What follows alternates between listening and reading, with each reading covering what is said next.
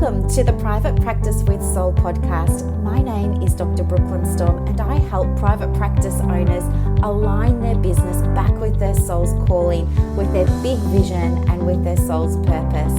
Unlike other private practice coaches, I've traveled the world in search of spiritual resources, spiritual tools, education and information so that you can have the transformation that your soul desires and needs so that you can up-level your business.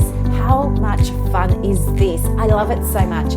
Guys, if you're not already a member of the Private Practice Monthly Mentorship Group, please check out the show notes. I would love for you to be there. In the meantime, thank you so much for pushing play today. Let's begin.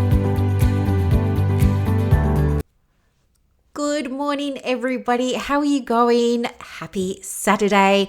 Thank you so much for pushing play on another episode today. And of course, welcome to the new subscribers.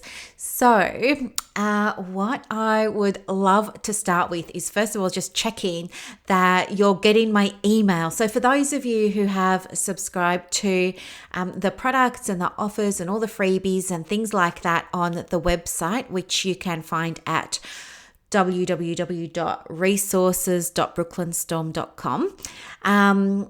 You will be receiving emails from me every Monday. And in these emails, we do like a bit of a update so that if you have missed things during the week, you can catch them on the Monday. So if you're not getting that, let me know and I can absolutely add you to the list. There was some great stuff that went out this week. Plus, there's also opportunities for you to share your stories, promote your business, share your products, share your free offers with our community. It's a great way to get exposure and build your audience with like-minded people, you know. So if that's something you're interested in, let me know. My email address is in the show notes, as you know. So today, interesting topic. Today I want to talk with you from a place of the highest good. So I think I touched on values recently. It's on my mind lately because I'm working with some of the women in the method about their values at the moment. And it's causing me to reflect on mine. But one of my values that I use to guide my business is that of operating from a perspective of the highest good, right? So I try and do things in my business, and what I'll do is have a look at each of those values, and if I remember to do it, I will, get in that mind space or in that frame of reference about, okay, how could I approach this situation from the highest good? And so I'm just going to use this as my framework actually for what I want to talk with you about today, which is people pleasing in private practice. And I know this is going to be a hard topic for some of us to hear, but I'm hoping that it's also going to be a helpful topic because this is very private, I know, and it's very sensitive. I appreciate that, but I want you to understand that there are reasons why it's happening, and there are absolutely tools available to you when you're ready that you can start to tap into, both for accessing inner wisdom and inner guidance, but also accessing support networks from the 3D world, from the world around us. So the reason that this has come up also is because I'm seeing it a little bit more lately in some of the groups that I'm in. It seems, and it shows, it manifests in all different ways, this people-pleasing behavior. So it's like people not having boundaries in place. For example, not switching off at 5 o'clock. They're going home and they're still working, or they're still on Facebook working, not for fun. Or they're letting clients get away with things that maybe they shouldn't be. They're getting tired and depleted and run down themselves. And also they feel like there's a lot of pressure on them to be, super responsive to queries, whether it's from clients or third parties. And what's happening is it's putting more pressure on them, and it's causing them to start to feel a little bit resentful or tired, or, people are talking at the moment, although it's only February, about already beginning to feel as if they're burning out. So I think people pleasing, and I'm sure there are lots of different names for it, but let's just call it that for the sake of this podcast today, is really when we start to base our sense of worth and our sense of esteem or our well-being on what others often think about us, or how other people that are important to us feel about us. And it's actually, contrary to what we're trying to live and embody as soul-centered women in private practice, isn't it? Because we all believe in empowerment, and what's happening is when we're embodying people-pleasing behaviors, it's actually very disempowering, not only for people around us, but it's also really disempowering for ourselves. And the reason for that is because it's based in rejection, isn't it? Our self-worth and our self-esteem is now determined by our ability to keep everybody else happy. And so you might even, if you don't relate to this as a, solo practitioner, as a woman in private practice, perhaps you have heard about it with your clients. Perhaps they say things to you like they put everybody first. And there'll be some people that say that, and quite often it's women, isn't it? There are men too, but I think in my experience it's been more often women. And sometimes they'll tell me this and they'll smile when they tell me. And there'll be other times when they tell me that they put everybody first and there's no time for themselves, and that's why they couldn't do their 15-minute meditation that I set them as homework. But they'll say that with sort of a downcast expression. And so what we see here is a little bit of a polarity in how people feel about engaging in that people-pleasing behavior. And I think in its most extreme form, would you agree that it's also kind of, approaching martyrdom in a way, isn't it? Like people adopting that sort of martyr archetype. If you don't know whether or not you're engaging in people-pleasing behaviors, there are a few telltale signs, and I've listed, how many have I got? 8. So I'll just go through them now and see how many of these you can identify with for yourself, okay? And if it's not for you, then maybe think about, clients that come through with this. And these are not in any particular order, by the way. But the first one I have here is that you try really hard to be seen as doing the right thing all the time, right? So you're like, Lisa Simpson of The Simpsons, who wants to be assessed and graded all the time because that's how she gets her approval. She gets her approval for being a good student. So it's like you want to be a good therapist or a good business owner. So you want to do everything you can to make sure that you're getting all of that positive feedback only. And when you don't get that positive feedback, that really hurts. And sometimes it can really hurt even if that feedback is constructive. So that's the first one. The second one is a feeling of a constant awareness or a constant tuning in to how people are feeling about you in the moment. And this really impacts you so deeply. The third one is that you tend to keep your opinions to yourself, even when you disagree with what people around you are saying, okay?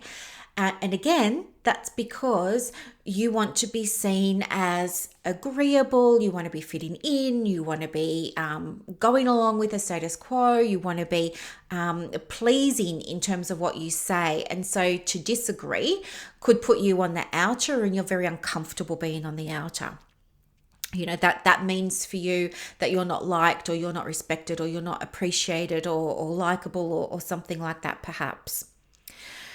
And the fourth one that I have is that for people who really find themselves in that people-pleasing space, one of the very hardest things to manage in running a business is the process of making decisions.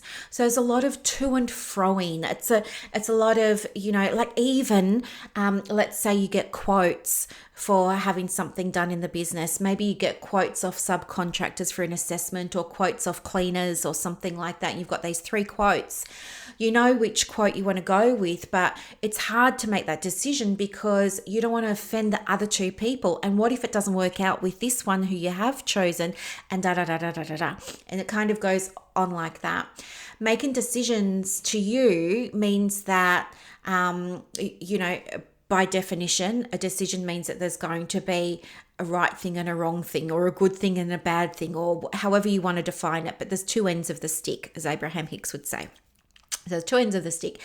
And so by you choosing one end of the stick, you know that there's going to be the opposite end of the stick, and that's what you're trying to avoid. But here's the thing, you can't avoid that because everything in science and everything in the world has an opposite, right?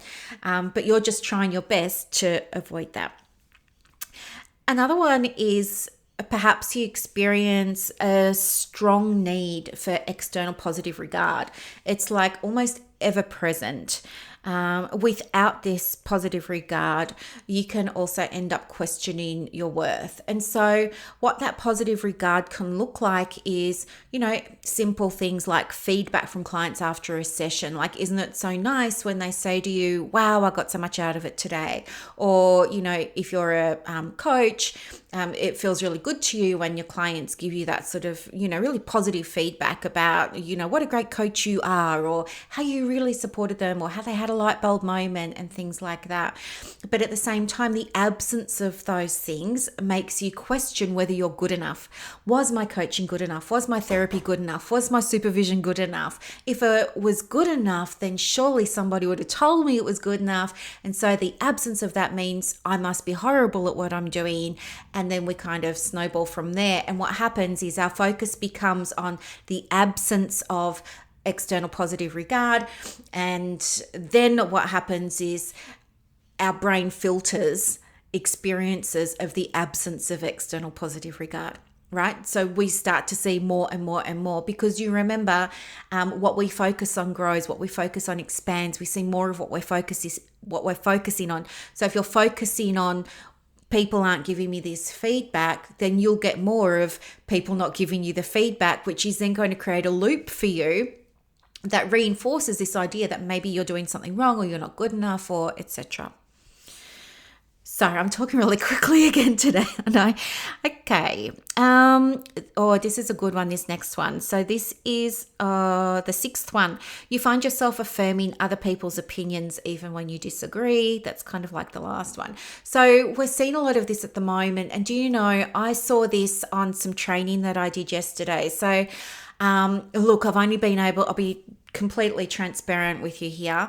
I've only been able to watch 10 minutes of this training. I signed up for a program on consciousness and conscious creation, and I was super excited about it. Couldn't wait to do it. I purchased it over Christmas. And so, I was like really excited. There was this big build up to it, and there were lots of different workshops in this training. And one of them was about, tuning into your body, which, as you probably have gathered, I'm all about at the moment. I love learning about the somatic experience of spirituality and inner guidance and things like that. So I wanted to learn more so that I could share it with you. And then the workshop that I wanted to see was happening yesterday. I started to watch it and felt very triggered by it. And so, I didn't end up watching the rest. And what I could see was, before we even got this training, we received an email, and in the actual training portal itself, there was like a 2 or 3 page handout that we had to sign off to confirm we had read it and that we agreed to it before we even showed up for this workshop. And the agreement was that, hey, this is going to be triggering content, but if you feel triggered, don't talk about it, and don't say anything unpleasant, because that'll upset other people and that'll be offensive to them. And, even if you don't agree with it, you have to sit with it, because this content affects everybody, and maybe you just can't see it for yourself yet. And so it had kind of been set up right from the beginning, to me, it to be very, very disempowering. It's like, I'm going to go and watch this training that I signed up for that I was really interested in. And now you're telling me I'm not allowed to question it. I'm not allowed to ask questions. I'm not allowed to, well, obviously criticize it, but I would never criticize anything. That's not true. I criticize stuff for my clients when they ask me to, but I don't openly criticize things. So it was just like we were being shut down. And the whole point of this topic was about helping people have voices. So that felt very incongruent to me. So it put my hackles up before I even joined. And then when I did join the training, as I said, I could only stay on it for 10 minutes because people were getting triggered right from the beginning. And people were trying to comment. That was getting shut down. They were getting told they couldn't speak. Anyway. And the other thing that I noticed was that very quickly people started to not comment, which upset me because I want people to have a voice. And so I was reflecting on how I felt about people not being able to comment. So it was on Zoom. Yeah, but we weren't allowed to comment anymore in the comments box. And then the other thing that I saw was from, just in the 10 minutes I was there, once we got told not to comment if you were going to say A, B, C, D, and E, what started happening was we only got comments that were affirming what the speaker was saying. And that didn't sit very well with me either because, it's my understanding that this session was getting recorded. And so I don't know. I'm just like, my brain is going wild here, but I'm just thinking, well, maybe that's going to be misleading for future participants who end up watching, or purchasing the recordings instead of paying for the live, because they're only going to see all these affirming positive comments coming up. But that's upsetting to me because it's not a true representation of what was actually happening in the session. And so, I didn't like seeing that people were feeling like, they wanted to contribute, they wanted to participate, but they were only allowed to do that if they were affirming what the speaker was saying. So that was really difficult to sort of sit back and watch.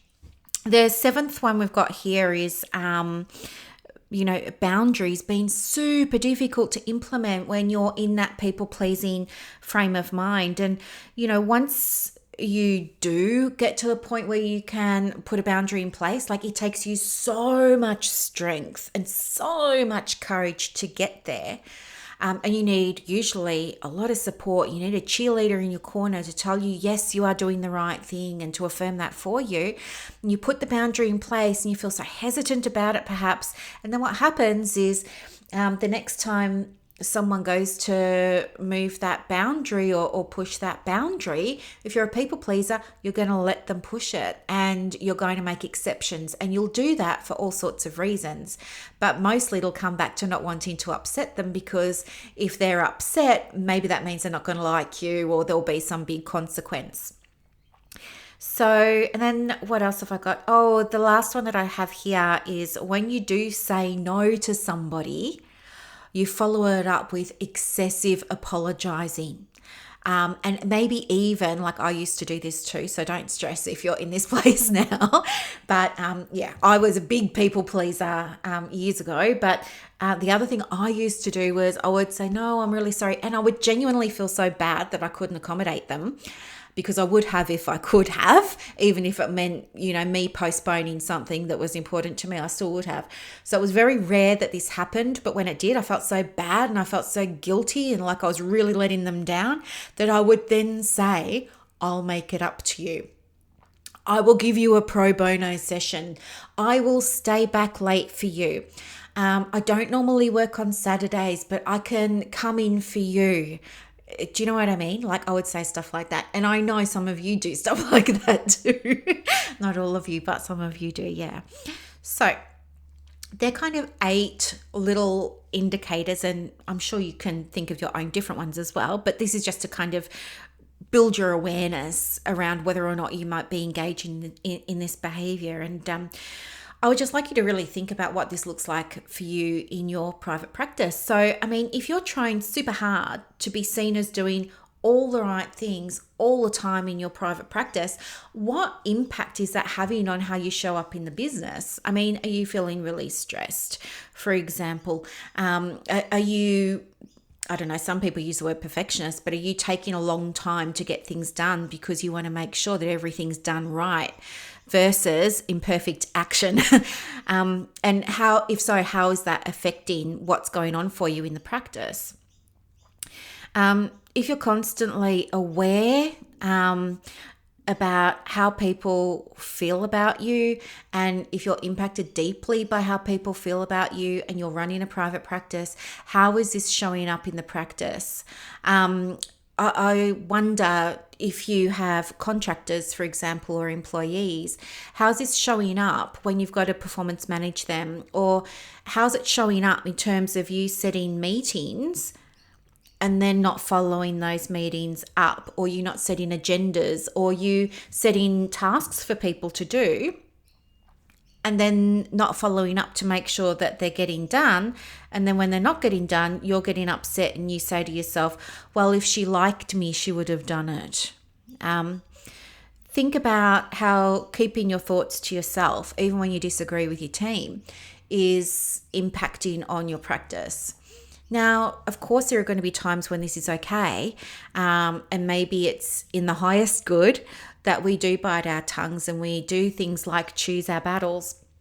But if this is happening a lot, maybe now might be a time to reflect on how this is affecting your interactions with clients, or your interactions with admin, or your interactions with your team. If decision making is really hard for you, because you don't want to upset anybody, how is not making decisions affecting the practice? How is stalling and procrastinating affecting the practice? I just wonder if by you taking a long time to make a decision, is that affecting your cash flow? Is that affecting, money coming into the practice? Or is that affecting your stress levels? Or is that affecting the workload of people around you and things like that?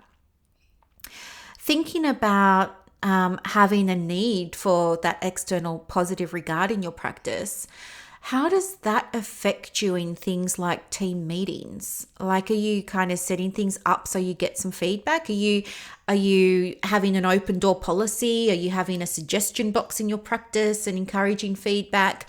Are you motivated by encouraging feedback? Or are you coming at it from a place of fear and you're saying, oh, please let me know whatever I can do better or whatever I can do to improve, because I want to make this the best practice ever, not realizing that everybody has a different idea of what a good practice is, and that you'll twist yourself into a pretzel trying to accommodate everybody. There's got to be that healthy balance, doesn't there, between trying to be professional and trying to please and over what's the word? Over pleasing. Okay. And what about having boundaries in your private practice? Like if you're working in a therapist role and you're doing direct client work, I mean, how do you feel? Like, do you have boundaries in place? Like you probably have, or you should have, hopefully, policies in place for the practice that govern your availability, for example. So what happens then when a client does send you a text message at 8:00 on a Friday night, or 9 a.m. on a Sunday morning? How are you handling that? Are you just kind of letting it go? Are you reaffirming your boundaries? Are you saying, please, I'll respond to you on Monday? Of course, setting aside any emergencies. Like if it's an emergency, of course, that's different. But if it's just a client wanting to know when their next appointment is and they're texting you at 7:30 on a Friday night, are you responding to that or not? Or do you wait until Monday morning and respond to them then? These are really fantastic opportunities for you to model the sort of behavior that you expect and you desire from your clients. And thinking too about when you say no to a client, maybe they say, I really want an after hours appointment and you don't have any left, or you only work 2 days a week and you're fully booked on those 2 days for the next month or so, but you've got this client who you really like working with and they're begging for an after hours appointment. What do you do in that situation? What's your normal reaction? Do you accommodate that? Or are you going to stick to your boundaries and say, well, no, I don't have an after hours appointment for the next 3 or 4 weeks, but I can book one in for after that. And if one becomes available sooner, I can let you know. I mean, how are you handling that? What effect is it having on your practice? And also thinking too, like just using my lens here of, my value of trying to work in the highest good. Is it empowering for your team, and is it empowering for your clients, and is it in their highest good for you to be people pleasing? I mean, put yourself in their situation, in their shoes for a moment, and just ask yourself, what would it be like to work for somebody that was a people pleaser? I mean, would you feel like they were a bit of a pushover? Would you feel like what they said didn't really have any true authority behind it? Would you feel like if they gave you a deadline, it didn't really matter because you could get away with doing it late or not even doing it at all? And what would that do to your morale? I mean, if you didn't have somebody following through on boundaries and checking in with you and making sure things were getting done, would you feel like you were valued? And would you feel like you're a true member of the team and things like that? So if any of this is resonating with you, there are a couple of ways that you can start to release this shadow side. And some of those can include looking at how this people-pleasing behavior is helping you to perhaps avoid something else in your world. I know that's a big one to think about, isn't it? Like, how is this behavior helping me to avoid something else? Like, there has to be, if you think about behavioral psychology, there has to be something that's reinforcing this behavior. So identifying what that is can be really, really helpful. Another thing that you can do is perhaps thank yourself or thank your soul for bringing this to your awareness now and, helping it rise within you so that it can be explored and addressed. You can explore how the practice would be different without people-pleasing behavior. Like, how would it be different for clients in terms of boundaries, in terms of them feeling empowered, and in terms of you being able to model for them expected behaviors? How would it be different, for your finances if you are able to release people-pleasing behavior? So if somebody's saying to you, I don't have enough money on my card to pay the invoice today, can I get it to you next time? And you say yes, how's that affecting your business? And if they come back the next time for their next appointment and they still haven't paid that previous appointment, where does that leave you? Because now they're going to be 2 appointments in the red. And thinking about how the practice would be different when you're able to release people pleasing for your time. Like, surely a lot of us got into this business so that we could have more time to do the things that are important and meaningful to us, like spend time with the kids, do school drop-offs and pickups, or, go for our walks in the afternoon and those kinds of things. But think about how people-pleasing is impacting your time at the practice and what your time could look like if you're able to drop some of that people-pleasing behavior. And then lastly, maybe try and identify where this behavior originated in the first place and really check in with yourself and ask, whose pattern is this? Where did I first pick this up? And is this a pattern that served me in the past? And is it serving me now? And is it something I'm truly ready to release now? And if I did, as we said before, start thinking about what would that look like? I mean, to take this further, we've only really, I've gone through it very quickly. I've only just obviously touched the tip of the iceberg. But if this is something that's resonating with you and you want to unpack it a little bit further, then I'd absolutely recommend that you get some one-to-one support, because there are so many benefits to having someone to sit with that can hold that sacred space for you, where you can actually do the work, that deep inner work, and finally release some of these old patterns. So if that sounds like you, then I would love to invite you to book a session, and I'll put the link in the comments below. I want to thank you so much for joining me for another session. Have a beautiful Saturday, everybody, and I'll see you on Wednesday. Bye.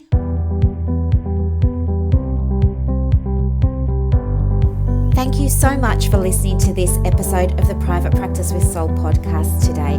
If you're looking for clarity, if you need help with branding, your processes, and bringing everything into alignment with your soul's purpose for your private practice, head to the show notes and click the link for more information about the Private Practice Monthly Mentorship Group. You are going to love it. I can't wait to see you in there. Thanks so much for listening. Bye.